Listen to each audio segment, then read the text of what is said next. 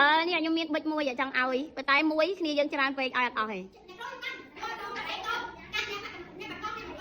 ហើយសេមិនកើតស្មើភាពតែខ្ញុំមានវិធីមួយទៀតចាំវ័នតែចាំវ័នហើយខ្ញុំសួរសំណួរឆ្លើយត្រូវអត់បានបិចហ្នឹងអញ្ចឹងអត់ទេសូមមេលេងរួចហើយឥឡូវចាំវ័នត្រូវអ្នកណាឆ្លើយតែមួយសំណួរឆ្លើយត្រូវបានបិចហ្នឹងម្ដងបិចថ្មីនេះក្បាលអត់ទាន់បានដកអីនេះអត់មានមកទឹកទេបិចខ្ញុំថ្មីទិញសល់ឥឡូវមើលចាំវ័នសិន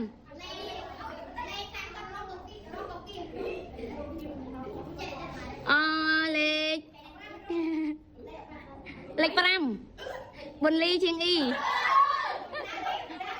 តាឆ្លើយមួយសំណួរ7ការ៉េស្មើប៉ុន្មានអ្នកផ្សេងកុំមាត់ត្រូវអត់ចាបានបិចម្ដងហើយឆ្លើយលឿនហ៎ចាពួកយើងចាំឱកាសក្រោយនឹងមានទៀត